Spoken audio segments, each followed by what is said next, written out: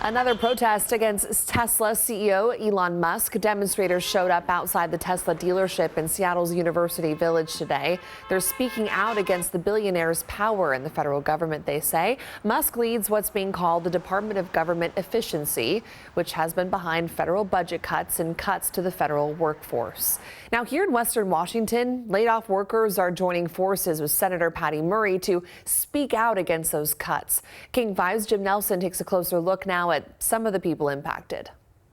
A government employee isn't a line item. Senator Patty Murray pushing back on the federal layoffs sweeping across the country. These are real jobs with real functions, with real people. Murray was joined by laid-off federal workers in a virtual event this week. And now I feel like I've been cast aside like some sort of parasite class. Greg Bafundo worked at the Okanagan-Wenatchee National Forest as a lead wilderness ranger. I've saved lives dangling off of cliffs in the North Cascades. I saved the life of a cardiac patient.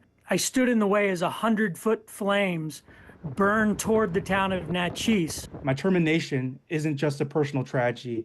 It's a stark reminder that our federal government is dismantling essential support systems for veterans and vulnerable communities. Rafael Garcia is a disabled Army veteran who worked for the VA. It was a stab to the heart because I was like, this is the dream place I want to be working. Both men say they were recently let go by email as Murray continues to call out the so-called Department of Government Efficiency led by Elon Musk. President Trump praised those efforts again on Saturday. We're removing all of the unnecessary, incompetent, and corrupt bureaucrats from the federal workforce. That's what we're doing. It is ham-handed, it is dangerous, and it is mean. Jim Nelson, King 5 News.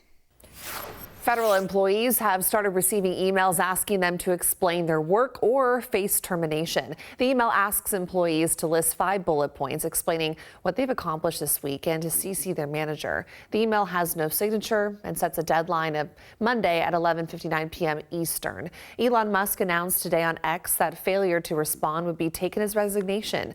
Over 3 million people were employed by the federal government as of November 2024. It's unclear what legal basis Musk has to terminate federal workers if they fail to respond to his request.